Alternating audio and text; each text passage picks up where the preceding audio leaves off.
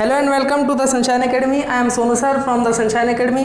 काफ़ी सारे बच्चों की डिमांड सारी थी कि सर हमको घर पढ़ने में प्रॉब्लम्स हो रही हैं, हमको ये समझ में नहीं आ रहा कि क्या पढ़ें और क्या ना पढ़ें। तो मैं उन्हीं बच्चों की प्रॉब्लम्स को देखते हुए मैंने एक छोटा सा यूट्यूब चैनल शुरू किया है, जिस पर मैं आपके लिए हर दिन बेहतर काम करूँगा और प्रयास करूँगा कि चीज़ें को आसानी से समझने और समझाने की कोशिश की जाए। तो शुरू करते हैं एक छोटी सी बात को लेकर, अपने आप में इंग्लिश।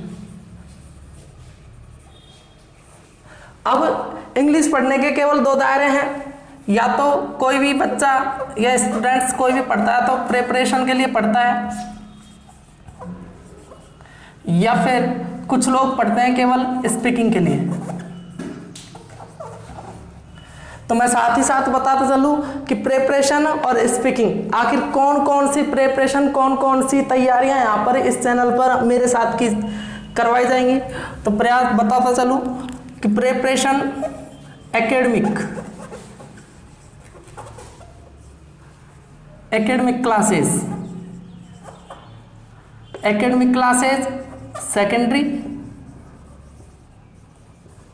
सेकेंडरी क्लास और साथ ही साथ सीनियर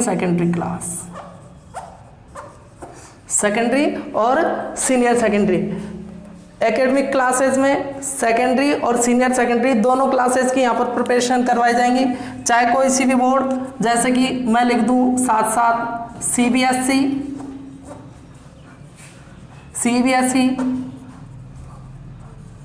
आरबीएसई, यूपी,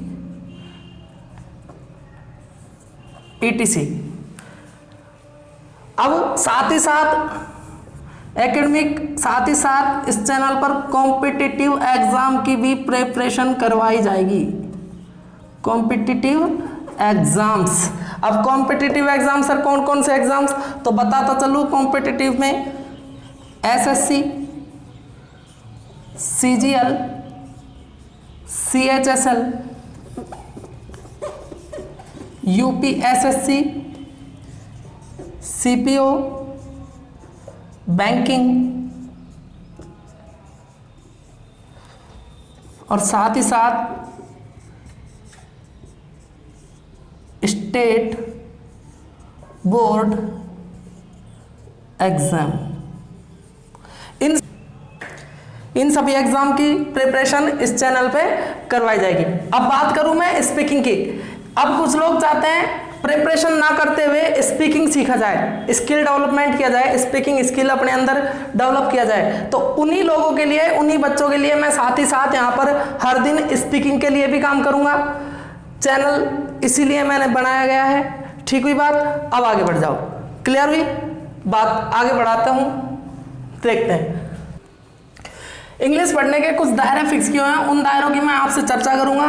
तो इंग्लिश पढ़ने के लिए पहला दायरा जो मैंने फिक्स किया हुआ है वो है कॉम्प्रिहेंशन।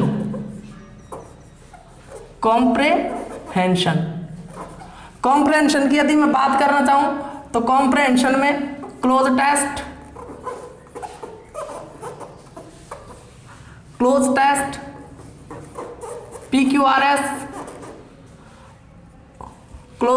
PQRS और स्पेलिंग टेस्ट।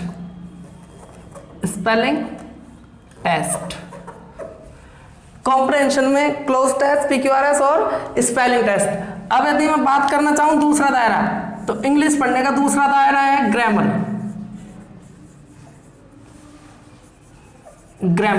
यदि मैं ग्रामर की बात करना चाहूं तो ग्रामर अपने आप में डेस्क्रिप्टिव ग्रामर और साथ ही साथ फंक्शनल ग्रामर, जिसे कुछ टीचर, कुछ स्टूडेंट्स एलिमेंट्री ग्रामर के नाम से भी जानते हैं। अब जो तीसरा दायरा है वो अपने आप में है वोकैब या वोकैबुलरी अपने आप में एक बहुत बड़ा स्रोत है, जो देखा जाए तो एक तरह से अनलिमिटेड है, लेकिन फिर भी ज़्यादा से ज़्यादा वोकैब को मैं इस चैनल पर आपके साथ मिलकर सॉल्व करने का प्रयास करूँ। अब मैं बात करूं वोकैबुलरी की, तो वोकैबुलरी अपने आप में कई सारे दायरे हैं जिनके अनुसार हम वोकैबुलरी याद कर सकते हैं। पहला होता है रूट लेवल, दूसरा होता है लिंक वोकैबुलरी, लिंक।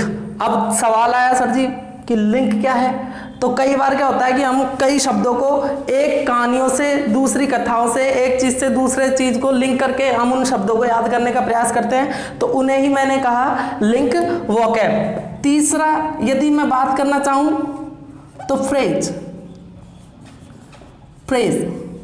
और चौथा मैं बात करना चाहूं तो वन वर्ड सब्स्टिट्यूशन। इन 4 दायरों के अंदर मैं वोकैबुलरी आपके साथ सॉल्व करूंगा। ठीक हुई बात, नोट कर लो यहां तक, हो गया नोट। अब मैं अपने आप में बात करूं इंग्लिश। अब बहुत सारे टीचर्स, बहुत सारे बच्चे क्या करते हैं, मुझसे अधिकतर पूछते हैं कि इंग्लिश की डेफिनेशन क्या है। तो मैं उन्हें बता दूं कि इंग्लिश अपने आप में है, क्या है सर, लैंग्वेज। इंग्लिश अपने आप में क्या है, लैंग्वेज, और लैंग्वेज का मतलब होता है भाषा। तो जाहिर सी बात है कि इंग्लिश का कोई अर्थ नहीं होता, इंग्लिश अपने आप में एक लैंग्वेज है, और लैंग्वेज यानी भाषा, और भाषा का कोई मतलब नहीं होता। अगर मैं डेफिनेशन बनाने का प्रयास करूं तो भाषा की डेफिनेशन बन सकती है, अपने विचारों को दूसरे के सामने रखने के लिए हमें भाषा की जरूरत पड़ी, और उसे ही मैंने लैंग्वेज कहा, और इंग्लिश अपने आप में एक लैंग्वेज है। अब यदि मैं लैंग्वेज की बात करूं, इंग्लिश की बात करूं, तो इंग्लिश लैंग्वेज का जन्म मैं देखने का प्रयास करूं तो इंग्लिश लैंग्वेज का जन्म हुआ कहां से, साउंड से। कहां से हुआ, साउंड से। अब मान में डाउट आया सर जी साउंड से कैसे, अब साउंड से कैसे हुआ, वो देखो, जब कोई भी व्यक्ति इस दुनिया में आता है तो वो बोलना शुरू करता है, और जब वो दुनिया में आता है तो धीरे धीरे वो बड़ा होता है, 2 साल का, 1.5 साल का, तब तक तो बोल नहीं पाता क्योंकि उसे केवल साउंड आता है, लेकिन उसे भाषा का ज्ञान नहीं होता। फिर धीरे धीरे वो सुनता है, पढ़ता है, देखता है, और धीरे धीरे वो साउंड से डेवलप करना स्टार्ट कर देता है, और धीरे धीरे लैंग्वेज क्रिएट करना शुरू कर देता है। तो इस तरह से लैंग्वेज का जन्म कहां से हुआ, साउंड से। बात क्लियर हुई। अब साउंड की यदि मैं बात करूं तो साउंड कोई भी लैंग्वेज हो, कोई भी लैंग्वेज हो, किसी भी लैंग्वेज को समझने के लिए 4 दायरे होते हैं। किसी भी लैंग्वेज को समझने के लिए 4 दायरे होते हैं। पहला दायरा होता है लिसनिंग, सुनना। सबसे पहले कोई भी लैंग्वेज या भाषा को सीखा जाए तो उसे सुनना जरूरी है, लिसनिंग। यदि मैं दूसरा दायरे की बात करूं तो स्पीकिंग, लिसनिंग, स्पीकिंग। यदि मैं तीसरे दायरे की यदि मैं बात करूं, लिसनिंग, स्पीकिंग, रीडिंग। और जो चौथा दायरा है वो अपने आप में है राइटिंग, वो अपने आप में क्या है, राइटिंग। बात क्लियर हुई, लिसनिंग, स्पीकिंग, रीडिंग और राइटिंग। सुनना, बोलना, पढ़ना और लिखना। अब बात करूं, मैं वापस आता हूं साउंड पे। साउंड को नोट करके रखना, साउंड की बाद में बात करूं मैं थोड़े आगे जा करके। अब इंग्लिश लैंग्वेज का जन्म कहां से हुआ, साउंड से। अब देखो, किसी भी साउंड को, किसी भी लैंग्वेज को पढ़ने के लिए, बोलने के लिए एक स्क्रिप्ट तैयार की जाती है। क्या तैयार की जाती है, स्क्रिप्ट। और उसी स्क्रिप्ट का यदि मैं हिंदी अर्थ जानने का प्रयास करूं तो उसे कहते हैं लिपि। लैंग्वेज को जानने के लिए क्या तैयार किया जाता है, स्क्रिप्ट, लिपि। जैसे इंग्लिश भाषा को कौन सी लिपि, रोमन लिपि। हिंदी भाषा की देवनागरी लिपि, और काफी सारी भाषाएं जिनकी अलग अलग अपने आप में लिपि होती हैं। तो उन्हीं लिपि को डिस्क्राइब करने के लिए, उन्हीं लिपि को बताने के लिए हमें कुछ सिंबल्स की आवश्यकता पड़ी। हमें क्या पड़ी, कुछ सिंबल्स की आवश्यकता। और उन्हीं टोटल सिंबल्स को कितना रखा गया, 26 सिंबल्स। उसी स्क्रिप्ट को बताने के लिए किसकी आवश्यकता पड़ी, सिंबल्स की। और वो सिंबल्स कितने हैं टोटल, अपने आप में 26।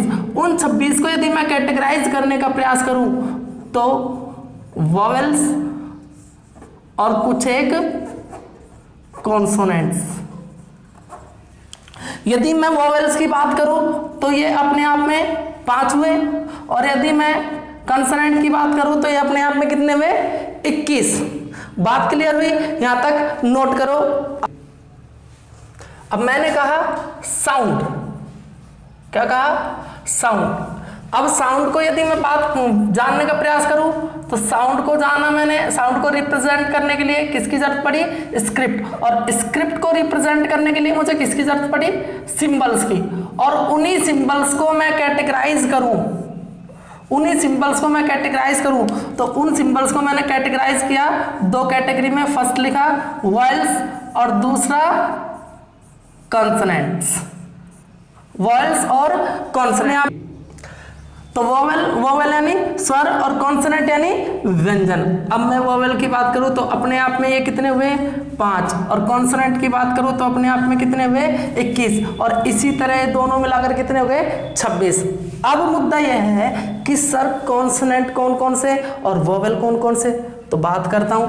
मैंने लिखा A B C T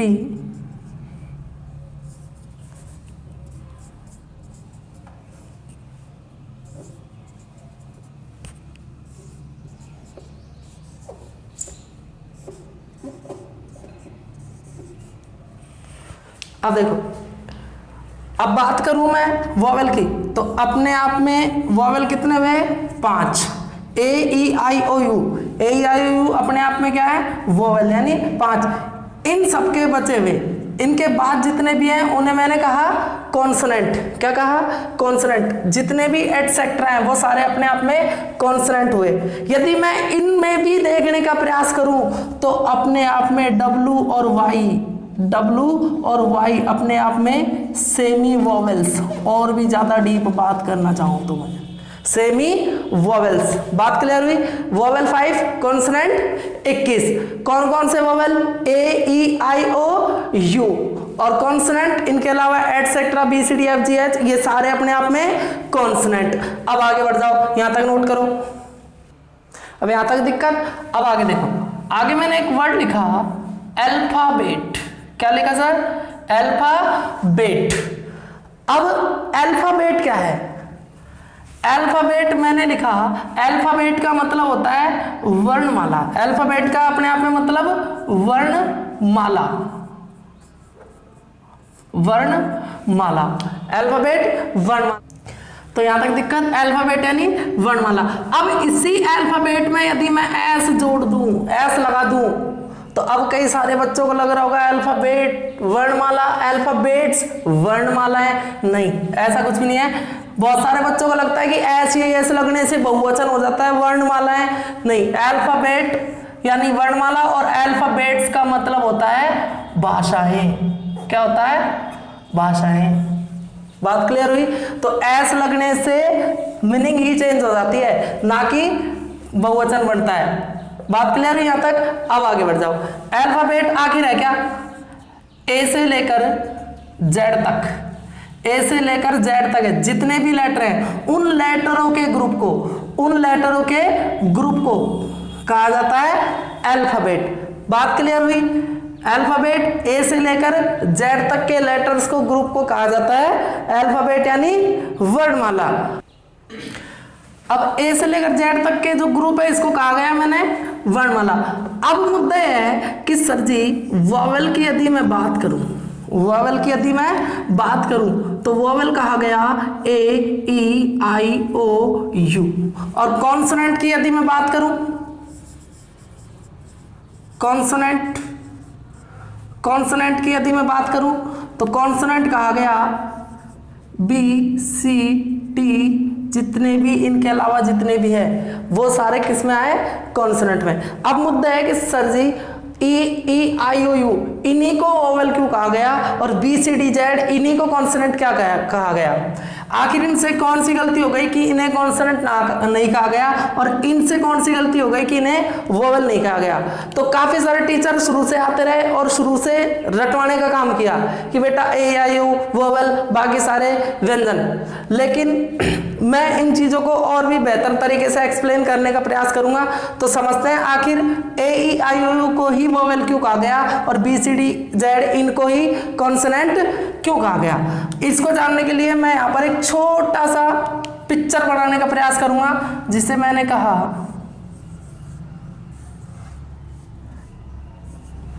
एक छोटी सी पिक्चर। आंख, कान, ये लिप्स हो गए, और ये टंग, और ये टीथ, और ये वोकल कॉर्ड, और ये क्या हो गया? Vocal cord. अब देखो, जब कोई भी व्यक्ति इस दुनिया में आया, जब कोई भी व्यक्ति इस दुनिया में आया तो वो अपने साथ एक साउंड लेकर आया, ना कि कॉन्सोनेंट और वोवेल्स। कॉन्सोनेंट और वोवेल्स का ज्ञान वो यहाँ इस दुनिया में आकर सीखा। जब वो व्यक्ति आया तो वो अपने साथ क्या लेकर आया? साउंड। क्या लेकर आया सर? साउंड। अब जब वो साउंड लेकर आया तो उसने बोलने का प्रयास किया, और उसने क्या किया? बोलने का प्रयास किया। जैसे ही उसने बोलने का प्रयास किया तो उसके मुंह से वोकल कॉर्ड से आवाज निकली और लिप्स में होके बाहर आ गई। उसके वोकल कॉर्ड से आवाज आई, और बिना किसी की मदद लिए, बिना ना तो किसी लिप्स की मदद ली, ना किसी टीथ की, ना किसी टंग की, टंग यानी समझ रहे हो जुबान, ना किसी जुबान की, ना any other part of the body, ना कोई अन्य शरीर की मदद ली, सीधी वो आवाज बाहर आ गई। उसे ही मैंने कहा, क्या कहा सर? वोवेल। क्या कहा? वोवेल। अपने आप में उसे ही मैंने नाम दे दिया वोवेल। जरा बोलकर देख लो, मुंह खोलो और बोलो ए। कोई टीथ की मदद ली, कोई लिप्स की मदद ली, कोई टंग की मदद ली? नहीं। ओ, कोई लिप्स की मदद ली, कोई टंग की मदद ली? नहीं सर। तो इसे ही मैंने कहा वोवेल। अब मुद्दा है सर जी कॉन्सोनेंट क्या है? तो अब एक आवाज हो रही, और वो आवाज सीधे लिप्स की मदद से बाहर आ गई, और उसे ही मैंने नाम दे दिया कॉन्सोनेंट। उसे ही मैंने नाम क्या दे दिया? कॉन्सोनेंट नाम दे दिया। बात क्लियर हुई? तो उसे ही नाम क्या दिया? कॉन्सोनेंट। जैसे बोल कर देख लो, बी, मुंह खोलो और बोलो बी, तो क्या काम कर रहा है इसमें? लिप्स। तो बिना लिप्स की मदद से बाहर आई, तो इसे ही मैंने कहा कॉन्सोनेंट। जैसे बोल कर देख लो पी, तो बोलो पी, क्या काम कर रहा है? लिप्स। और बोलकर देख लो डी, तो इसमें क्या काम कर रहा है? टंग, जुबान काम कर रही है, टंग। तो इन्हीं को मैंने कहा कॉन्सोनेंट। तो बात क्लियर हुई? साउंड दो टाइप्स के होते हैं, पहला वोवेल और दूसरा कॉन्सोनेंट। वोवेल में कहा ए E I O you, consonant में कहा बी सी डी, इनके अलावा जितने भी है वो सारे अपने आप में कॉन्सोनेंट। बाकी मैंने कहा कि वो आवाज जो सीधे ही बिना किसी की मदद लिए बाहर आ जाए, उसे मैंने नाम दिया वोवेल। और वो आवाज जो किसी ना किसी बॉडी के पार्ट की मदद से बाहर आए, उसे मैंने नाम दिया कॉन्सोनेंट। अब यहां तक दिक्कत? तो मैंने कहा वोवेल यानी वो आवाज जो सीधे ही वोकल कॉर्ड से बिना किसी की मदद लिए बाहर आ जाए, उसे ही मैंने कहा वोवेल। और वो आवाज जो किसी ना किसी बॉडी के पार्ट की मदद से बाहर आए, उसे मैंने नाम दिया कॉन्सोनेंट। यहां तक दिक्कत? इस तरह से अब कोई रटने वाली बात नहीं है, कोई मत रटो कि A E I U vowel B C D F G ये सारे कॉन्सोनेंट। अब दूसरी तरह से समझो, जब अब साउंड दो तरह का होता है, एक तो एफर्टफुल और एक एफर्टलेस। एफर्टलेस यानी जिसमें बोलने का प्रयास ना करना पड़े, बिना मेहनत के ही बोला जाए। जैसे कि मान लो किसी व्यक्ति को या अपन कोई किसी को चोट लगती है, तो अपन कराते क्यों है, चिल्लाते क्यों है, अपने मुंह से आई क्यों निकलता है, ये शब्द क्यों नहीं निकलते? और क्यों? क्योंकि ये साउंड क्या होता है? एफर्टलेस, बिना प्रयास किए। तो जो आवाज बिना मेहनत के, बिना प्रयास किए बाहर आ जाए, उसे कहा गया वोवेल। और वो आवाज जिसमें एफर्ट लगाना पड़े, मेहनत लगानी पड़े बोलने के लिए, उसे कहा गया कॉन्सोनेंट। बात क्लियर हुई यहां तक? अब दिक्कत है? अब तो यहां तक दिक्कत नोट कर लो, ठीक हुई बात? अगर वीडियो पसंद आई तो हमारे चैनल को लाइक करें, सब्सक्राइब करें और शेयर करें। बाकी बात करते हैं अगली वीडियो में। धन्यवाद।